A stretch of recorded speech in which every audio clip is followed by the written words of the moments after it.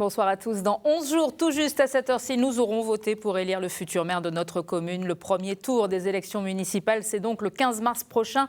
Aujourd'hui, nous nous intéressons à la ville de Guéret et les enjeux sont nombreux, François. Oui, l'attractivité de la préfecture de la Creuse, le dossier Biocil, les rapports entre la ville et l'agglomération.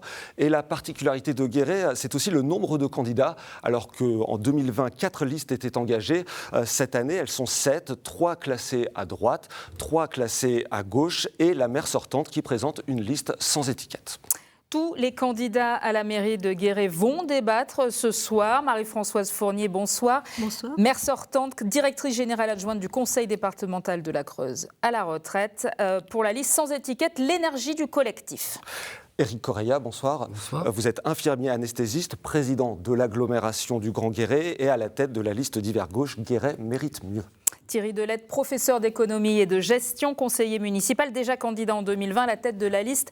Avec vous, changeons Guéret, une liste d'hiver droite. Bonsoir. Didier Eulgène, bonsoir. Vous êtes ancien directeur général d'hôpital public. Vous êtes candidat pour la liste d'Union de la gauche, s'engager pour Guéret. Bonsoir. Éric Rapina, agent immobilier, candidat d'Uni pour Guéret, liste de rassemblement des droites classée à l'extrême droite par le ministère de l'Intérieur. Bonsoir. Et à l'autre bout de l'échiquier politique, François-Louis Coulon, vous êtes architecte diplômé d'État, investi par la France Insoumise pour la liste Guéret en campagne à gauche. Bonsoir. Enfin, Philippe Micard, entrepreneur à la retraite pour la liste Réveillons Guéret, classé d'hiver droite. Alors, il n'y a que 6 places. Il n'y a que 6 places sur ce plateau. Vous êtes 7. Nous nous sommes appuyés sur les critères de l'ARCOM, l'autorité de régulation des médias. Et Monsieur Micard, vous êtes donc en visioconférence depuis la CCI de la Creuse où vous êtes élu. Et comme vous êtes nombreux pour le bon déroulement de ce débat, chacune de vos interventions ne devrait pas dépasser 1 minute, ce qui ne doit pas vous empêcher de vous répondre et d'interagir et de débattre entre vous, évidemment. Alors, ce qui frappe en premier, on l'a dit en introduction, c'est notamment le nombre de candidats. On sait que la situation de Guéret est difficile avec un budget contraint. Alors, pourquoi, selon vous, y a-t-il autant de listes engagées pour ce premier tour? Madame Fournier, quel est votre sentiment sur ce nombre de candidatures? Alors, je ne suis pas étonnée. Je pense que c'est le reflet de ce qui se passe au national, avec des essais d'alliance, des dissensions, des cartes qu'on avance pour la présidentielle. Et je trouve ça dommage, parce que je pense qu'une élection municipale, elle doit coller au plus près du territoire, au plus près des intérêts des personnes qui vont voter pour nous, en dehors de toutes les influences politiques. Donc je pense que les gens risquent de s'y perdre un petit peu. Ils souhaitent de la sérénité, ils souhaitent du consensus, ils souhaitent des gens qui défendent vraiment leurs intérêts les plus précis. Et donc qui ne considèrent pas, des candidats qui ne considèrent pas Guéret comme un tremplin politique. Donc voilà, moi je suis un petit peu perplexe, mais je pense que vraiment on vit maintenant au local ce qu'on vit au national, et je le redis, c'est dommage. Monsieur Correia, vous avez été battu de seulement 83 voix en 2020. C'était une évidence de rempiler? Non, c'est jamais une évidence, mais avec l'équipe, parce que nous avons conservé le noyau de l'équipe de 2020, et nous avons voulu, effectivement, parce que nous considérons que cette ville, c'est notre ville, elle doit effectivement se rallumer quelque part, donc le fait qu'il y ait autant de listes témoigne aussi du fait que beaucoup de gens sont mécontents, donc voilà, nous avons, dans une autre logique, présenté notre candidature avec un projet surtout. Alors, Monsieur Delette, vous êtes conseiller municipal d'opposition depuis un mandat. Vous voulez capitaliser sur cette expérience? Alors oui, effectivement, on entend capitaliser sur cette expérience. Vous avez raison de l'observer. Cette campagne, depuis le début, a été relativement ubuesque, avec de nombreux rebondissements. À droite, puisque c'est ce dont il est question aussi, il y a effectivement eu un certain nombre d'échanges, mais qui n'ont pas pu aboutir, je crois, essentiellement parce qu'il y avait des divergences fondamentales en termes de stratégie de campagne. Nous, on a choisi de partir très tôt pour garantir la présentation d'une liste solide de compétences, de parcours de vie, d'engagement, et puis de s'appuyer évidemment, effectivement, comme vous le dites, sur ma connaissance des dossiers. J'avais pris des engagements de ce point de vue-là, et je pense que le sérieux est dans le travail, dans la construction de cette liste. Aujourd'hui, tout le monde nous le reconnaît. Alors ensuite, effectivement, il y a eu un certain nombre de sorties, de propos auxquels nous avons choisi de ne pas répondre pour rester dans notre logique de travail, parce que ce travail de fond, une équipe solide, c'est ce que les Guérétois attendent, et c'est surtout ce que nécessite le prochain mandat pour Guéret. Monsieur Micard, votre programme est proche finalement de celui de Monsieur Delette. Pourquoi vous ne vous êtes pas entendu pour présenter une seule et même liste ? Peut-être par manque de communication, peut-être parce que nous avons démarré plus tard que lui et parce qu'il n'était pas très ouvert à la discussion. Nous lui avons fait des propositions qu'il a déclinées. Sur le programme, nous sommes, je pense, assez proches. Par contre, nous sommes, je pense, un peu différents sur la méthode et l'état d'esprit. Et en fait, notre vision générale, elle n'est pas tout à fait la même. Mais bon, on pourra se retrouver peut-être à l'entre-deux tours, pourquoi pas. Mais on pense qu'on a un discours à faire passer qui est un peu différent. Alors, monsieur, on va passer de droite à gauche. Monsieur Eulgen, vous présentez une liste d'union de la gauche, mais sans LFI, sans les écologistes. Selon vous, pourquoi vous n'êtes pas parvenu à faire un accord plus global à gauche ? Nous avons essayé longtemps, avec beaucoup de vitalité, de persuasion, d'engagement aussi. On a sollicité l'ensemble des acteurs de gauche. Disons que le contexte national et puis l'histoire, l'héritage local conduit à ce qu'il n'y a pas eu cette convergence aussi rapprochée que souhaité. Mais le fait de parler ensemble, le fait de construire ensemble et de débattre ensemble, c'est déjà un pas nécessaire et indispensable vers d'autres constructions et d'autres rapports de force. Je tiens à souligner qu'on ne pouvait pas être absent de ce débat, puisque l'union de la gauche, par définition, doit faire partie de ce genre de débat pour une ville de préfecture. Et c'est dans le fondement même de la politique française que l'union de la gauche se cherche et a construit finalement l'histoire de la France. Par conséquent, on s'inscrit dans cette histoire-là, qui est une histoire qui nous appartient tous, nous, hommes et femmes de gauche. Monsieur Coulon, qu'est-ce qui vous a divisé par rapport aux autres listes de gauche ? Effectivement, il y a eu de nombreuses discussions, nous ne pouvons pas le cacher, avec les divers partis de gauche, que ce soit M. Eulgen au PS ou que ce soit les écologistes. Mais il y a des lignes rouges à la France insoumise, au local comme au national, que nous ne pouvons pas oublier. Le projet Biocil est une ligne rouge. On en reparlera tout à l'heure. On en reparlera bien tout à l'heure, bien tout à fait, mais le positionnement de chacun est assez flou pour certains, est assez dur pour d'autres.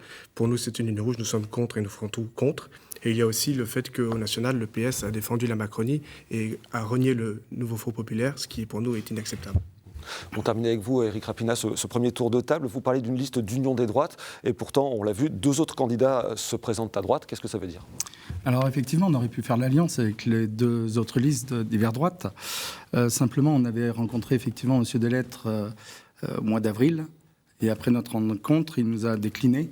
Il est tout de suite parti en tête de liste, et il a rejoint les Républicains. Et puis quand il a constitué sa liste, il a tiré un petit peu sur la gauche. Donc on a abandonné cette voie. On a rencontré à nouveau M.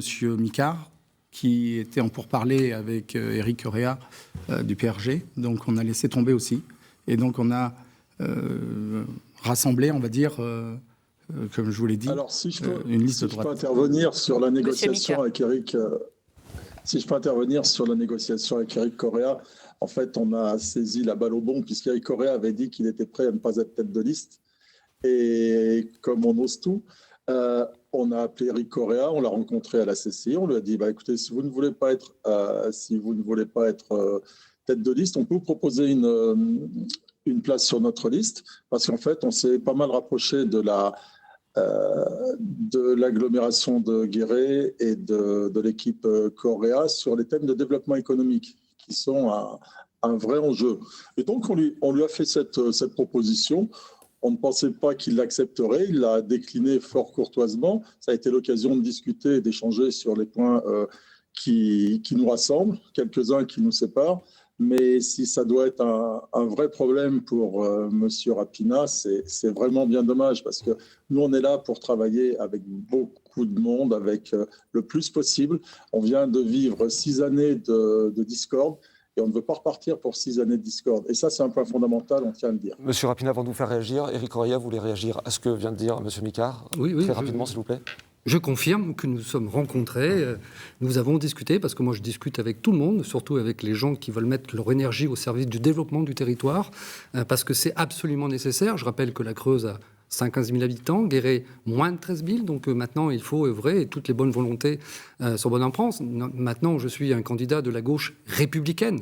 Il faut quand même aussi oser dire ce mot, la République et les valeurs qui sont autour de ça, parce que gauche, droite, ça peut paraître qu'une étiquette. Pour moi, ce n'est pas que ça. Ça correspond aussi à des valeurs de la République, de la laïcité, de l'Europe, de l'écologie et cette justice sociale. Donc ça, c'est important. Et effectivement, j'ai décliné la proposition de M. Micard, mais ce qui ne m'empêche pas de dialoguer avec lui, de continuer à dialoguer avec lui. Et d'autres. Avant de réagir, on laisse M. Rapina terminer son propos de tout à l'heure. Donc effectivement, c'est à ce moment-là qu'on a remonté notre liste unie pour Guéret, liste de rassemblement des droites. Voilà, tout simplement, après les déclinaisons des deux candidats de l'Alliance. Monsieur Delettre, vous Oui, j'entends contester le fait que je suis attaché à des valeurs de droite. Je rappelle que je suis encarté au LR, que j'ai reçu l'investiture du parti pour cette campagne, que j'ai fait campagne avec la majorité départementale pour les cantonales, que j'ai largement soutenu Madame Valérie Simonet lors des dernières législatives. Derrière moi, j'ai des colistiers qui sont attachés aux valeurs de mérite, de travail, d'ordre public, attachés à l'histoire et à la culture de notre pays. Tout autant de valeurs qui sont portées par l'ensemble de l'électorat de droite. Le reste, c'est de la petite politique politicienne. Monsieur Olgen, un mot ? Oui, je voulais simplement dire qu'il y a de la place à Guéret pour rassembler toutes les gauches, faire une alliance des gauches à partir du nouveau Front populaire, dont la liste se réclame, puisque le PCF, le Parti socialiste et puis les citoyens qui sont engagés avec Génération se réclament de la plateforme du nouveau Front populaire. Et je pense qu'il ne faut pas confondre le débat national avec les alliances locales des gauches pour pouvoir construire la ville. Et là, on rejoint tous les constructeurs de cette ville, y compris au niveau de l'agglomération. Madame, Messieurs, on va passer au deuxième thème de ce débat qui concerne la revitalisation du centre-ville. Toujours des commerces vides, un manque de dynamisme et une place Bogno qui se cherche un petit peu. Avant d'en débattre, on va écouter les Guérétois que nous avons interrogés hier. J'ai vraiment le sentiment de fermeture et que ça devient désert en fait et c'en est malheureux. Revitaliser le centre-ville serait beaucoup plus attractif pour l'ensemble de la population, aussi bien les personnes âgées que les plus jeunes qui pourraient trouver, chaussures à leurs pieds. J'ai une ado qui, malgré tout en termes d'activité, ça peut être un peu plus compliqué. Vous avez tout un tas de choses, des métiers de bouche, des vêtements, tout ça, c'est super, quoi. Donc il faudrait se déplacer, aux gens de venir. Alors, on débute sur ce sujet de préoccupation avec vous, Monsieur Delettre, puisque vous étiez délégué au commerce. Quel projet pour le centre-ville de Guéret ? Alors d'abord, effectivement, je suis assez bien placé pour en parler, puisque vous le relevez, j'étais délégué au commerce de centre-ville, avec d'autres élus, avec les services, mais aussi, surtout, il faut le rappeler, avec le dynamisme de nos commerçants. Bien sûr, il reste encore du travail à faire, mais la place du marché a retrouvé de la vitalité, de la convivialité en fin de semaine, et lorsque les beaux jours reviennent, on en fait le constat d'ailleurs ces jours-ci. Et puis, le taux de vacances commerciales dans la Grande Rue a quand même été divisé par 2. Donc, bien sûr, il reste du travail à faire, mais on a montré qu'avec du volontarisme politique, on pouvait atteindre des objectifs. Moi, je voudrais surtout mettre en avant que ce dont me parlent essentiellement les commerçants, lorsque je vais les voir du fait de mes fonctions d'élu ou en tant que client, c'est de la fréquentation de leur commerce. Pour que les commerces vivent, il leur faut des clients. Pour qu'il y ait des clients, il faut du pouvoir d'achat. Pour qu'il y ait du pouvoir d'achat, il faut qu'il y ait de l'emploi. Et pour qu'il y ait de l'emploi, il faut du dynamisme économique. On y reviendra assez régulièrement. Il nous faudrait une véritable pépinière d'entreprise, effectivement dynamique. Il faut donner le goût de l'entrepreneuriat à nos jeunes. Il nous faut davantage de terrains aménagés. Le centre de ressources domotique a fondu les plombs dans la discrétion. Peut-être conviendrait-il, par exemple, de relancer une logique de filière comme celle des éco-activités. Et puis, globalement, pour ce dynamisme économique qui est déterminant dans l'avenir de notre territoire, je pense que nous devons en être les premiers promoteurs. On ne peut pas se contenter d'attendre les porteurs de projets. Il faut aller les chercher avec notre petite mallette de représentants de Guéret et de la communauté d'agglomération. Madame Fournier, transformer la place Bogno fait partie de vos projets de campagne ? Oui, absolument. Alors effectivement, la vacance commerciale, elle est quand même passée de 33% à 15%. Donc on ne peut pas dire qu'il n'y a pas eu de travail de fait. Alors, la revitalisation du centre-ville, c'est 3 trois choses. C'est effectivement le commerce, c'est l'habitat et puis aussi c'est le patrimoine. En matière de commerce, il y a les aménagements urbains à mettre en place et la place Bogno, c'est le projet central, un projet qu'on n'a pas pu budgétairement mener sur un premier mandat, mais qui est central à notre programme parce que la place Bogno, c'est le poumon de la ville de Guéret. Donc, rénovation de la place Bogno avec les habitants concernés, une halle sur la place Bogno. Et ensuite, en descendant la rue Commerçante, on a aussi des places à aménager sur le bas de la Grande Rue. Ça va être aussi des choses extrêmement importantes. Les parkings. On a créé des parkings. Sur le centre-ville, on a 1761 places de parking. On a l'impression que les gens ne peuvent pas se garer. Donc il y a tout un problème de signalétique et de politique du stationnement à mettre en place et elle est déjà quasiment prête. En matière de commerce, il faut continuer les aides aux commerçants. On a déjà une extension du quartier politique de la ville qui permet des exonérations fiscales. On a des aides au loyer. On a acheté des cellules commerciales pour pouvoir y mettre des commerces éphémères et après donc revendre les locaux quand les commerces marchaient bien. On a des primes à l'accession à la propriété, on a de la réhabilitation du centre-ville avec l'agglo dans le cadre de l'OPRU. Et puis autour de ça, il y a notre patrimoine, le musée, le petit théâtre. Il faut qu'on attire les gens avec des manifestations, avec de l'apport touristique dans un patrimoine qui sera préservé parce que c'est notre grande richesse. Et on en parlera tout à l'heure, mais revitaliser le centre-ville, c'est aussi de la santé et de la sécurité. Donc c'est un tout. Et on ne peut pas le morceler en plusieurs thématiques. On essaiera d'en reparler, Madame Fournier. Je me tourne vers Monsieur Correia. Pour vous, la clé, c'est attirer de nouveaux habitants, tout simplement, à Guéret. Ça en fait partie, bien évidemment, parce qu'on retrouve du pouvoir d'achat, mais je partage une partie des choses qui ont été dites précédemment, parce qu'il faut reconnaître qu'effectivement, il y a eu du travail de fait. La place du marché, effectivement, retrouvait une certaine vitalité. Le bas de la Grande Rue, le haut de la Grande Rue aussi, mais la place Bogno demeure, effectivement, personne ne s'en est occupé. Donc moi, les belles paroles, c'est bien, mais à un moment donné, il faut des actes. La place Bogno, elle a été fermée pendant 4 ans.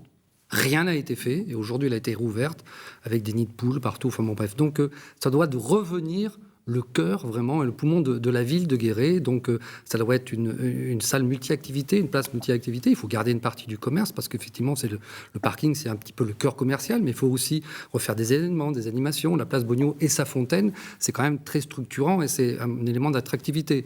Mais c'est très important. Après, nous, ce qu'on propose pour la Grande Rue, c'est qu'à un moment donné, eh bien, pourquoi pas, la ville rachète des cellules commerciales.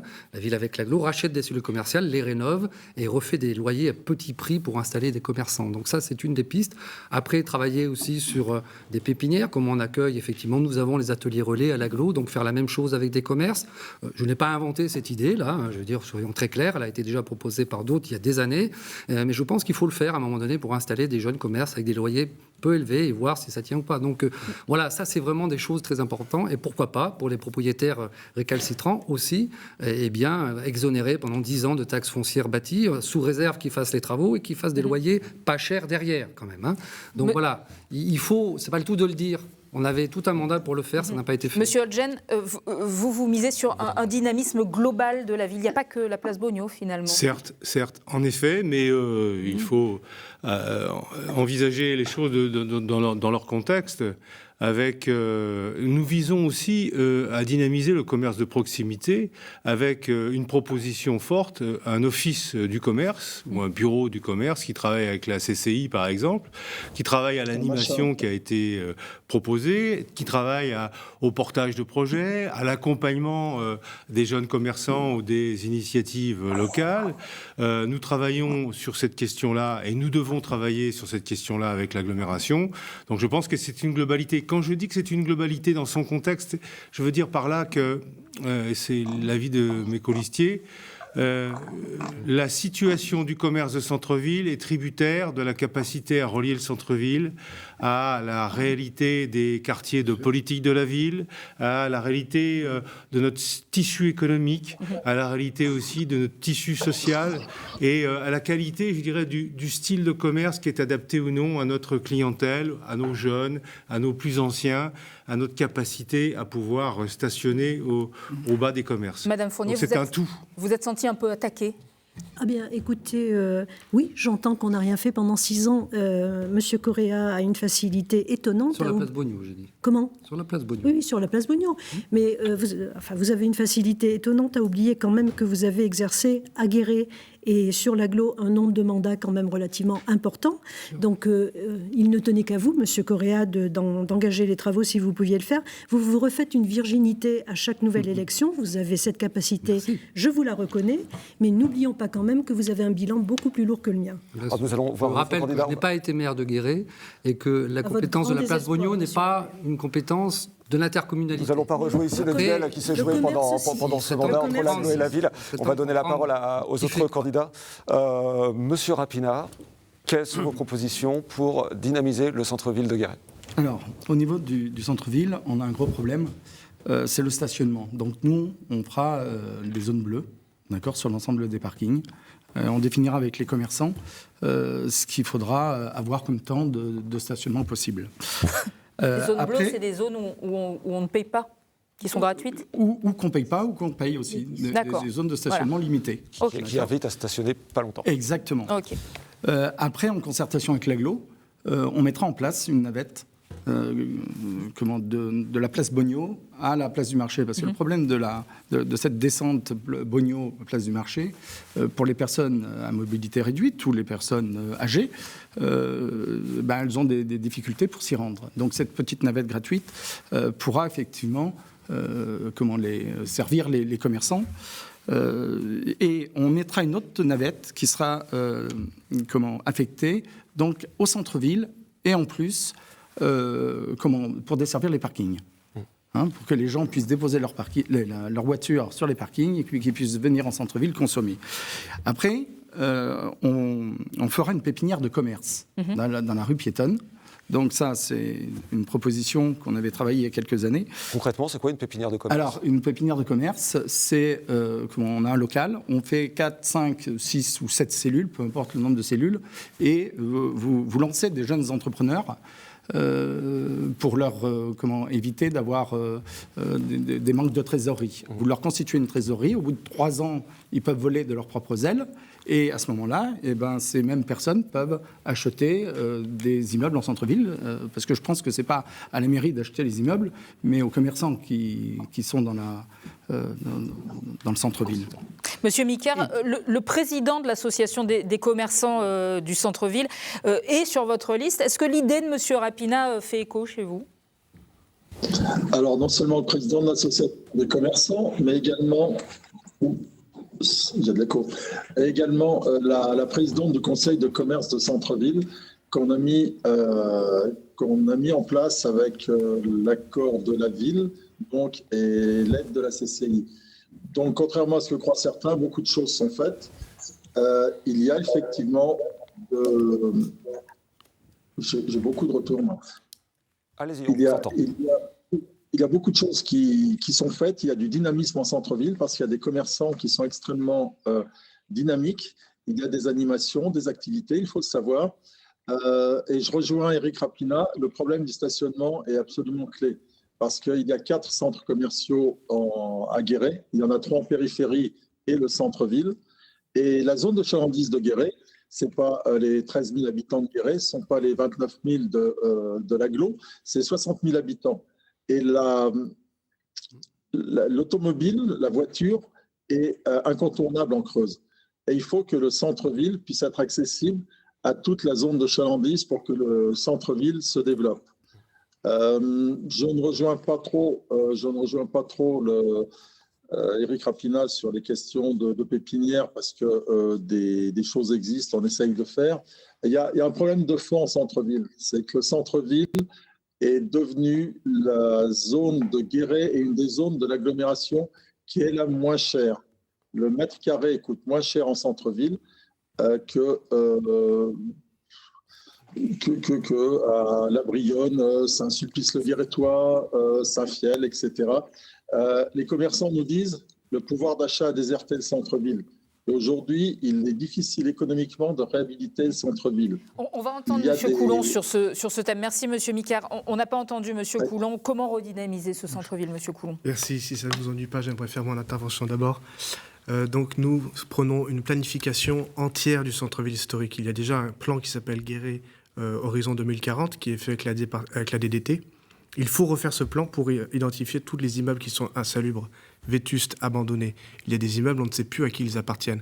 Moi, je vois qui suis né à Guéret, il y a des immeubles avec des verres troubles qui datent d'il y a 100 ans où on ne les fait même plus. Il y a des fenêtres qui ne sont pas ouvertes depuis plus de 70 ans. À bout d'un moment, il faut faire quelque chose. En ma qualité d'architecte, et c'est ça que j'aimerais apporter, c'est ne pas oublier aussi comment a été Guéret hier. Et regardez ce qui a été fait hier, comment Guéret vivait hier, pour comment Guéret pourra vivre demain. Nous voulons proposer autre chose que des commerces. Il y a des commerces, c'est vrai, on va faire nos courses, on va faire du shopping en centre-ville, mais il faut aussi des activités plus que ça. Nous voulons proposer une maison du peuple qui prendrait place dans un des immeubles abandonnés du centre-ville, qui est à vendre ou alors que la mairie pourrait proposer de racheter pour 1 euro symbolique, ou alors pourrait être cédée, une maison du peuple qui serait une espèce de maison des associations gratuite pour tous, ou pour les associations culturelles, artistiques, sportives, et des locaux gratuits qu'il n'est pas besoin, avec une conciergerie, ou aussi des pépinières d'entreprise, des bureaux à louer, des Fab Labs pourraient s'installer au cœur de la ville, car c'est ça malheureusement quand la Quincaillerie a déménagé, c'est que le cœur de ville a de nouveau été abandonné. Ce qu'il faut se rappeler, c'est que l'origine de la ville, c'est la place du marché. Et après, il y a eu une extension avec toutes les institutions du XIXe siècle, avec ces grands bâtiments qu'on ne pouvait plus caser dans les enceintes de la ville. Et donc, le centre de la ville a déjà été abandonné il y a 100 ans. Il ne faut pas faire les mêmes erreurs avec les zones POPA, avec les zones industrielles, avec les zones artisanales. Il faut remettre des activités au centre de la ville. Nous allons avancer dans ce débat. On n'a pas pu tout dire, mais le temps est contraint. Nous avançons. Le troisième thème, c'est une préoccupation importante pour les Français, selon une étude ici au Doxa, c'est la sécurité. Je me tourne vers vous, Marie-Françoise Fournier, puisque vous avez fait voter la création d'une police municipale. Concrètement, comment ça va fonctionner ? Alors, on a fait beaucoup en matière de sécurité et apparemment, c'était bien parce que tout le monde a le même programme que nous en la matière. Donc, la police municipale, elle a été pensée dès 2020, d'abord par un service de tranquillité publique qui a évolué vers un service de police municipale parce que les pouvoirs de police du maire n'étaient pas entièrement pris en charge par un service de tranquillité publique et qu'il nous fallait plus de compétences. Alors le service de police municipale ne peut pas agir seul. On a aussi développé et on va continuer à développer des caméras de vidéosurveillance, de vidéoprotection, pardon. Il y en a eu déjà une vingtaine sur le centre-ville. On en met 36 avec le bailleur public, Creusalis, sur les halls d'immeubles, et on en prévoit 32 qui sont déjà presque installés sur le centre commerçant pour sécuriser les commerçants. De vidéosurveillance, oui, pas de protection. Protection. Ah bon ? Protection. La surveillance, ça demande d'être constamment derrière un écran et on n'est pas en capacité de faire ça. La protection, ce sont des bandes qui s'auto-détruisent au bout d'un mois quand il n'y a pas eu de méfait sur le centre-ville. Sur Rapina, vous prenez la vidéo surveillance ? Surveillance et protection, oui, c'est dans notre programme. Oui, bien sûr. On rallumera inévitablement, comme on l'a promis, les lumières. Parce que les gens, ils ont des sentiments, un sentiment de peur. Voilà, on ne peut plus aller au cinéma, on ne peut plus travailler le matin tôt sans être angoissé. Et ça, ce n'est pas possible. Donc, on rallumera la lumière. Ce n'est pas un coût qui est exorbitant pour la ville.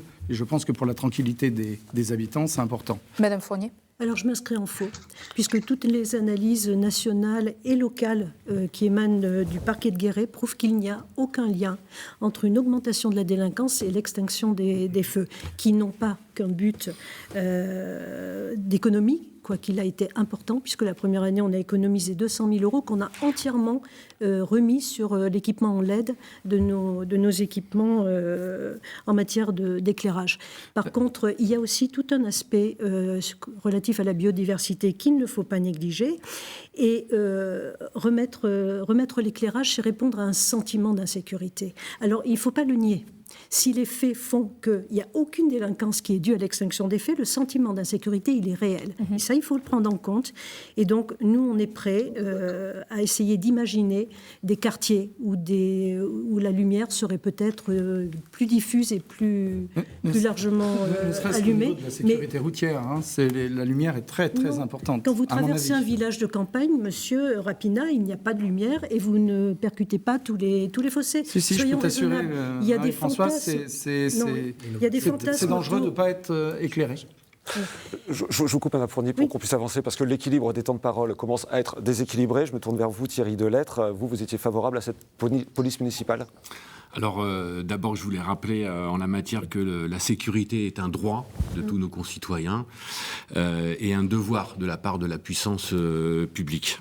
La police ne tue pas, elle protège. Alors, en 2020, je rappelle qu'il était très difficile de parler de sécurité, tout juste possible de parler de tranquillité publique. Ouais. On voit les conséquences de cet aveuglement. Et moi, je ne suis pas tout à fait d'accord avec vous, Monsieur Rapina, lorsque vous parlez de sentiment d'insécurité.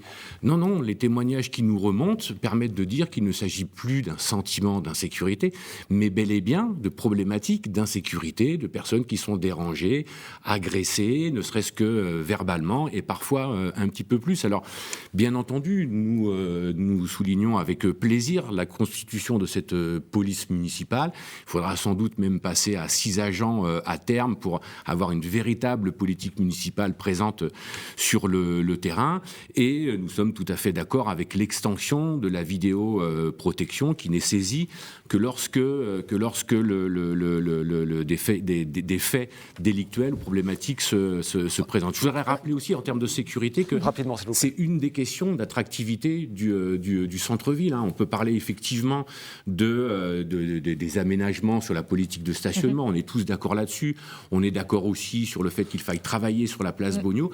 Mais il faut rappeler que le cadre de vie, le bien-être, la tranquillité, ça passe par ces efforts de sécurité. Monsieur Olgen, Michel Vernier, l'ancien maire de Guéret, qui est sur votre liste, 5e sur votre liste, il a voté contre cette police municipale. C'est pas une priorité pour vous ? La tranquillité publique est une priorité. Répondre au sentiment d'insécurité est une priorité. Mais il faut d'abord dire que la sûreté des biens et des personnes, la sécurité relève de l'État avec la police nationale qui est républicaine. Donc c'est d'abord la première des missions de l'État régalien. Ensuite, il nous appartient avec le CLSPD, par exemple, le contrat local de prévention de la délinquance, de raviver des outils qui nous permettent cette tranquillité publique qui appartient aux municipalités. Alors tout à l'heure on disait vidéoprotection, vidéosurveillance. À mon avis, la municipalité doit protéger et pas surveiller. Il nous appartient donc d'animer des médiateurs, d'animer de la prévention et pas forcément consacrer son budget à la police municipale. 10 agents à la police municipale, c'est 400 000 euros. Il n'y a pas 10 agents là. Il y a 4 agents. Là, pour l'instant, il y en a 4. Il y a 4 agents en ce moment. Mais 10 agents pour arriver à une police municipale, je dirais confortable, voire 15 pour arriver au 3-8, c'est beaucoup plus. C'est 600 000 euros. Là, on parlait de 6, de 4, on parlait de 6, de... Monsieur Olgen, entre 6 et 8, 10 agents, simplement de salaire, c'est 500 000 euros. Monsieur Rapineux. Là, je vois que vous n'avez pas révisé, et ça, c'est pas bien. Non. Comment ça, je n'ai pas révisé Pour l'instant, il y a 3 agents. Oui, voilà. Pour l'instant, il y a 3 agents. Mais si on veut avoir une police municipale efficace, s'il vous plaît, eh bien, il faut au moins 10 agents, voire 15 agents. C'est faux. Et c'est 400 000 à 600 000 euros qui pèsent sur le fonctionnement de la ville, qui a besoin de ces deniers, de ces crédits pour organiser autre chose. Monsieur Correa. Oui, juste, la qualité d'une ville, elle commence effectivement par le fait qu'elle soit sûre. Et je voudrais dire que ce débat sur la sécurité, ça ne doit pas être le monopole seulement d'un camp politique, parce que ça touche particulièrement des gens vulnérables et fragiles. Donc, nous rallumerons aussi l'éclairage nocturne, parce que nous avons beaucoup de témoignages, et notamment des femmes seules qui ne vont plus au cinéma le soir. Ce n'est pas qu'un sentiment d'insécurité, c'est beaucoup ça, effectivement. Mais en tous les cas, la vie d'une ville, elle ne se passe pas à travers la lecture d'articles, elle se passe en vivant réellement avec les gens. Donc nous rallumerons ces lumières et nous travaillerons après sur des chemins lumineux, parce qu'il y a des techniques aujourd'hui qui nous permettent d'allumer la lumière en fonction du passage des gens. La deuxième chose, sur la police municipale, je veux dire, j'écoute parler, 3 agents, il n'y a personne aujourd'hui, il y a 0. On nous a fait voter 3 mois avant cette élection-là une création de police municipale avec 3 agents de la sécurité de voie publique qui pourraient devenir des policiers municipaux. Aujourd'hui, personne n'a le concours ni la formation. Donc elle n'existe pas, cette police municipale. La formation, elle est en train d'être passée. C'est absolument donc, faux. mais je termine. Le concours, Monsieur Correa, ils l'ont. La formation, elle dure 6 mois. Et si vous aviez été un petit peu attentif au conseil municipal, on vous l'a expliqué. Donc ces agents, en juin, seront en capacité d'exercer en tant que policiers municipaux et ils ont le concours.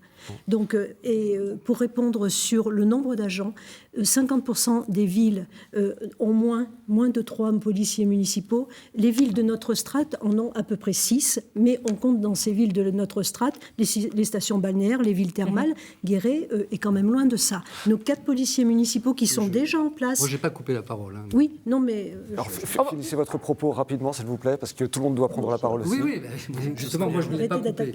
Donc, effectivement, on me coupe la parole, je reprends. Terminé. Donc, à ce jour, il n'y a personne sur la police municipale. Nous la mettrons en œuvre quand on aura dégagé les moyens financiers pour pouvoir la mettre en œuvre, d'accord ? Et pas seulement de 8h à 17h, parce que le crime ne s'arrête pas à 17h. À un moment donné, il faudra travailler également à la police nationale, demander aussi à ce que l'effectif du commissariat soit pourvu, parce qu'il y a des postes vacants, et ça c'est important, donc ne pas oublier le commissariat, mais la police municipale, sur les villes équivalentes à la taille de Guéret, je prendrai Mazamet, qui n'est pas une ville au bord de la ville, c'est entre 6 et 9 agents, donc avec un coût autour de 600 000 €, parce qu'il ne faut pas oublier l'équipement non plus. Louis-François Coulon, il faut sécuriser Guéret ?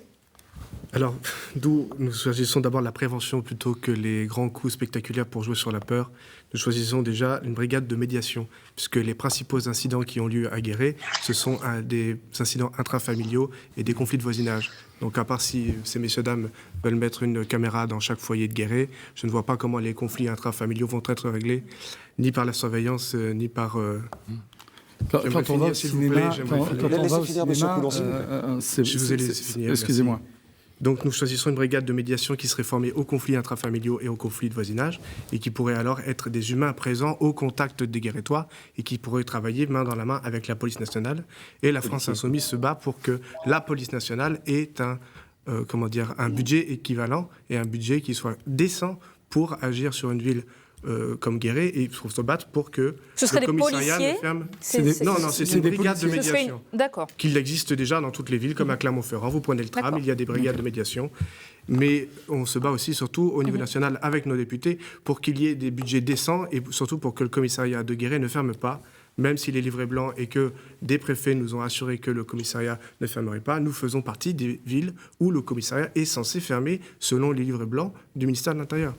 C'est important, juste quand même, il faut effectivement renforcer la médiation, mais je voudrais dire que ça fait plus d'un mois et demi effectivement que moi je discute beaucoup avec les gens, et franchement, la sécurité, c'est pas le problème numéro 1 qui nous faut remonter, c'est la problématique du pouvoir d'achat. C'est la raison pour laquelle notre liste, et nous sommes les seuls, nous proposerons un office du pouvoir d'achat pour pouvoir aider les gens à avoir des tarifs moins chers sur l'énergie, sur les mutuelles, sur l'assurance, et pouvoir ainsi récupérer du pouvoir d'achat. C'est la première des choses qui est remontée quand on questionne la population. Oui, enfin, pour consommer, Eric, consommer, s'il te plaît, quand les gens vont au cinéma, quand les gens vont dans la rue piétonne, quand les gens vont à la place du marché, je pense que c'est la sécurité qui... Je vous coupe, on n'a pas entendu M. Micard, s'il vous plaît, monsieur. On n'a pas entendu M. Micard sur le sujet de la sécurité. Quels sont vos projets ? Oui, absolument. Je crois il ne faut pas oublier qu'il y a une police nationale, que la police municipale, et c'est une bonne chose si l'on a une police municipale à partir du milieu de l'année, et il faudra l'utiliser. Cette police municipale, elle devrait être une police de proximité, pas une police de bureau. Il faudra qu'elle s'intéresse à des problèmes de sécurité et pas juste à l'inspection des poubelles. Ça, il faudra peut-être qu'on en reparle. Et je trouve qu'il y a 2 types de problèmes. Il y a le problème de violence intrafamiliale, donc de problèmes à l'intérieur des familles, et la police municipale peut s'en occuper. Il y a un deuxième problème qui est celui des trafics de stupéfiants. Là, on parle d'autre chose. Il faut que la délinquance à Guéret, que les délinquants professionnels se sentent mal à l'aise. Il faut vraiment qu'ils n'aient pas envie de venir à Guéret. Et là, il faut une vidéoprotection avec un plan structuré. Un plan structuré qui passe par le contrôle de ce que l'on appelle les points de passage obligés, c'est-à-dire les points d'accès à la ville qui permettent de savoir qui rentre, sort, qui facilitent les enquêtes lorsqu'il y a des problèmes. La 145 est vidéo surveillée, donc il y a des choses à faire. Et il faut bien penser qu'il y a une police municipale et une police nationale et que la police municipale ne doit pas se substituer à la police nationale. Madame Messier, on va passer à l'autre thématique de ce débat. C'est Biocil, un dossier tout chaud, très polémique. L'usine de Pelé, Biocil, rejetée par Madame le maire, plébiscitée par certains candidats. Éric Correia, vous êtes favorable, vous, à l'installation de Biocil ? Vous savez, cette campagne municipale, elle ne peut pas se résumer à un référendum pour ou contre Biocil. La vie municipale, c'est tout un tas d'autres sujets. Moi, ce qui m'intéresse, c'est que dans un département qui a bientôt moins de 50 000 habitants, une ville 13 000 habitants, si on ne fait pas venir de l'emploi privé, eh bien, comme les statistiques de l'INSEE nous le prévoient, en 2040, on sera à 70 000 habitants et nous n'aurons plus de maternité, plus de pédiatrie, plus rien, plus de services publics. On ne peut pas manifester contre des fermetures de classes et contre des fermetures d'écoles, des fermetures de services publics, et en même temps refuser l'installation d'entreprises privées. Donc je suis pour la création d'emplois sur notre territoire. En parallèle, nous ne faisons pas n'importe quoi. Nous travaillons effectivement, parce que sur la thématique Biocil, effectivement, c'est la forêt.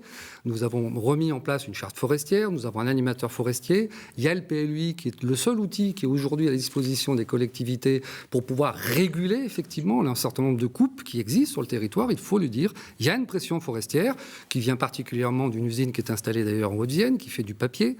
Donc voilà, il faut réguler tout ça, il faut former les élus. Le PLUI nous aidera à faire tout ça, mais la création, encore une fois, d'emplois sur notre territoire, le développement économique est indispensable. Et moi, je me réjouis, à côté de ça, d'avoir aussi Centrolab, qui est un laboratoire pharmaceutique qui passe de 40 à 80 emplois, que nous avons installé en 2018. NOS, qui est présent aussi, c'est 205 équivalents temps plein aujourd'hui sur le territoire. Donc vous voyez, il faut travailler sur un ensemble d'emplois qui soient à la fois peu qualifiés, hautement qualifiés. Il faut avoir un panel pour faire venir des gens, travailler sur le logement et l'habitat également parce que c'est pas suffisant. Il faut la création d'emplois, ça c'est clair, et tout un panel derrière, ce qui relancera aussi la consommation. Alors, tout le monde prendra la parole sur ce sujet qui fait réagir. Je vais vous demander à nouveau d'être concis puisque le temps file. Je m'adresse vers vous, Madame Fournier. Vous êtes opposée au projet, mais vous avez signé le permis de construire. Pourquoi ? Alors j'ai signé le permis de construire. J'ai signé alors rapidement. Je vais prendre le même temps que M. Correa si ça ne vous êtes tous les deux en avance. Oui. Le permis de construire, c'est un acte administratif qui répond à des normes très précises et l'usine Biocil avait déposé un permis qui n'avait pas de raison d'être refusé. Ce qui ne veut pas dire que c'est une entreprise vertueuse. Donc tout le monde connaît ma position concernant Biocil et l'impact inexorable que cette usine aura sur notre cadre de vie. Je suis très sceptique sur le nombre d'emplois qu'on annonce et aussi sur les conditions dans lesquelles ces emplois vont se dérouler. Et là-dessus, la CGT a une vision qui est la même que la mienne. On se rejoint, M. Correa, sur le fait qu'il faut accueillir des entreprises sur le territoire, que ça vaut effectivement le coût de donner des aides de l'État, de faire payer des terrains moins chers qu'ils ne le valent et de faire profiter nos entreprises. Une seconde, M. Correa.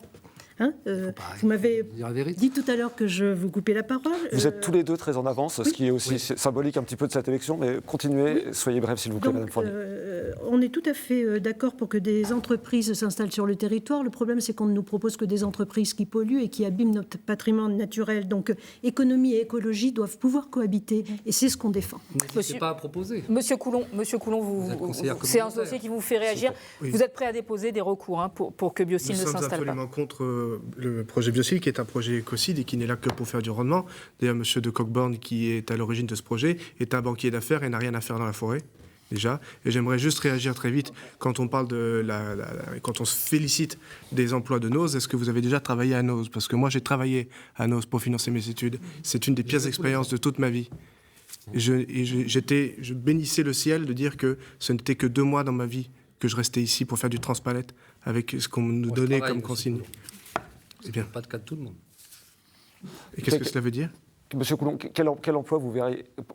Si on n'accueille pas les entreprises comme Biocil, comment développer les emplois à Guéret? Eh bien, j'aimerais d'abord savoir le nombre d'emplois l'usine en elle-même va-t-elle créer? Parce qu'on parle après des grumiers, des bûcherons. Il est plus facile de verser des RSA, monsieur Coulon. C'est des accusations. Développez votre accusation, monsieur Micard, puisque vous la sortez comme ça, que tout le monde comprenne bien ce que vous nous dites. Et ensuite, écoutez, je trouve que le projet Biocil est très préjudiciable à l'image de Guéret. Nous soutenons le projet Biocil et nous soutenons surtout le développement économique de Guéret et du Grand Guéret. Si on ne développe pas des emplois, rien n'est possible. Mais avec Biocil, on montre que Guéret est une ville qui refuse le développement, qui est centrée sur ses querelles intestines, parce que Mme Fournier s'est opposée à ce projet. L'opposition est devenue très progressive, mais c'est devenu idéologique. Et c'est indigne d'une municipalité responsable que d'avoir cette approche idéologique sur le projet Biocil. La forêt creusoise, elle peut rencontrer des problèmes, mais ce n'est pas en refusant Biocil que l'on va traiter le problème. Madame Fournier, en refusant Biocil, est hors sujet. Elle ne protège pas la forêt creusoise. La forêt creusoise, c'est une ressource locale. On doit la développer localement. Si on refuse cela, on ne peut plus rien faire. Mais franchement, Biocil et la position de Mme Fournier, c'est une des raisons pour lesquelles je suis là, que je suis candidat à cette élection, parce que vraiment, on a donné de Guéret une image catastrophique à travers le projet Biocil. Et c'est une grosse erreur. Vous souhaitez réagir? J'aimerais surtout finir mon intervention pour effectivement la protection de la forêt, pour la protection aussi de nos captages en eau, puisque la forêt est très importante. Et concernant les emplois à Guéret? Concernant les emplois à Guéret, nous en proposons parmi, par exemple, notre présidence du peuple et d'autres propositions que nous développerons plus tard, mais nous proposons une filière bois entière, locale, avec des scieries, des bûcherons, et avec notamment, pourquoi pas, la construction bois, que d'autres communautés de communes en Creuse s'agitent à faire en achetant les forêts et en les préservant. Et sans couper les arbres. Et sans couper les arbres, donc. Bien sûr que si on construit une maison en bois, on coupe l'arbre, mais on préserve le CO2 dans la... Je voulais m'en assurer quand même. Monsieur Rapinard. Renseignez-vous alors. Oui, la question n'est pas Biocil, mais pourquoi Biocil? Aujourd'hui, Marie-Françoise Fournier a signé le permis, Éric Correa a vendu les terrains en tant que président de l'agglo. Moi, je suis ravi de voir tout ce que Biocil va nous apporter. Des emplois, des installations de famille, des écoles, des taxes foncières et de la CFE. Quel maire ne pourrait pas être content? La CFE. La contribution foncière des entreprises. Voilà. Quel maire pourrait ne pas être content de telle entreprise? C'est pas possible. Il faut qu'on accueille. Bien sûr qu'il faut qu'on accueille, tout en restant vigilant, évidemment. Monsieur Olgen, c'est pas exprimé sur le dossier. Oui, je voulais simplement dire que, d'abord, la question de l'emploi, ça nous concerne tous. Donc, on est tous sensibles au fait qu'il y ait de nouvelles entreprises qui peuvent s'implanter, mais pas dans n'importe quelle condition, évidemment. Et je pense que là-dessus, il faut faire le procès de personne. Personne n'est écocide et personne n'est insensible à l'emploi. On est tous dans une situation de responsabilité, et nous les premiers. Ce qu'on peut dire, c'est qu'on hérite d'une situation qu'il nous faudra gérer. Et pour ce faire, il nous faudra surveiller que le cahier des charges soit bien accompli et qu'on réponde vraiment à tout ce qui a été promis par l'entreprise. Et de ce point de vue, on ne sera pas trop de plusieurs élus ou d'un comité de vigilance pour pouvoir surveiller tout cela, quitte à ce que, avec les forces politiques et les forces syndicales, puisque les syndicats sont fortement investis dans cette affaire, on ait des conditions de travail qui soient préservées et des conditions vis-à-vis de la forêt ou de nos ressources qui soient également préservées. Pour que tout le monde puisse s'exprimer sur le dossier, je voudrais simplement dire en 20 secondes. Qu'au-delà de ça, une étude d'impact est à réaliser une fois que, et si l'implantation s'effectue. Je pense que c'est absolument indispensable. On n'a pas entendu M. Delettre sur ce sujet. Je vais vous demander d'être très concis. Il nous reste moins de 5 minutes dans ce débat. Allez-y, votre position sur Biocil. Je pense que j'ai déjà un petit peu de temps de parole. Je voulais non, pas du tout. Vous êtes bien. Revenir sur l'idée qu'il faut arrêter de parler de sentiment d'insécurité. C'est assez méprisant pour ceux qui ont vécu l'insécurité agraire. Sur Biocil, alors, on connaissait l'économie punitive, on a aussi l'écologie punitive, on a aussi l'écologie de la terreur. Il n'y a qu'à voir les affiches qui sont collées un petit peu partout au mépris de l'immobilier urbain et parfois des équipements privés par les anti-biociles. Écoutez, moi j'ai été le premier, alors qu'on n'entendait que les opposants, en septembre et octobre 2024, à prendre publiquement la parole en faveur de ce dossier Biocil. Et à l'époque, on n'était pas très nombreux. Alors il y avait effectivement les socialistes, les JA... On ne va pas refaire l'histoire. Très concrètement, votre position, si vous êtes élu maire de Guéret le 22 mars. Je l'ai dit, j'y suis extrêmement favorable et je m'étonne de trouver aujourd'hui derrière ce dossier ceux qui ont brillé par leur absence à ce moment-là. Je voudrais aussi rappeler qu'on parle beaucoup de développement économique, on nous fait un certain nombre de promesses, mais qu'est-ce que ces promesses n'ont-elles pas été tenues par le passé? Monsieur Correa, vous êtes président de la communauté d'agglomération en charge du développement économique. Vous nous faites énormément de promesses pour demain, mais pourquoi elles n'ont pas été tenues par le passé?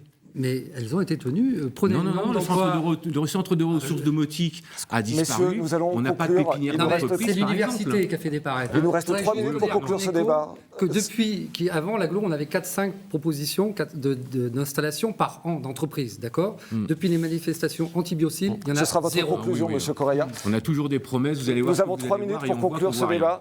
Je vous demandais en 20 secondes C'est pas une promesse, chrono. c'est un acte. Monsieur Correia, s'il vous plaît. En 20 secondes chrono, je vous demandais une proposition pour Guéret si vous êtes élu le 22 mars. Le temps est très contraint. On commence avec vous, Monsieur Rapina. 20 Alors, secondes. si vous me permettez, je vais lire le petit mot que ma colistière Françoise Hoth m'a fait. On préparera le budget qui n'a pas été voté par la municipalité sortante, tout en sachant que nous aurons uniquement jusqu'au 30 avril pour le voter. Il faudra donc prévoir un premier conseil municipal pour présenter un rapport d'orientation budgétaire conforme à nos engagements. Un budget. Très bien. Merci Monsieur Rapina. C'est tout le temps qu'on a. Simplement, c'est que je vous Un mot. vous rajouter. Guérétoise, Guérétois. Merci, Il Monsieur nous reste Rapina. une minute. Monsieur Coulon. C'est tout. Merci, Monsieur Rapina. Pour Monsieur nous, Coulon, c'est à vous. De toute façon, la démocratie participative et transparente. Fini la verticalité, mais l'horizontalité. Et une refonte complète des conseils de quartier et la mise en place du RIC. Monsieur Olgen. Soutenir les associations, les clubs sportifs et créer un contrat local de santé pour l'accès aux soins. Monsieur Bicard. On parle beaucoup de la ville de Guéret, pas suffisamment de l'agglo du Grand Guéret. Aujourd'hui, notre bassin de vie, c'est l'agglo, et nous devons tous réfléchir à une vision partagée que nous voulons avoir pour notre bassin de vie, pour le Grand Guéret. Notre premier travail devrait être d'écrire une vision partagée du Grand Guéret avec tous les élus de l'agglomération. Monsieur Delettre.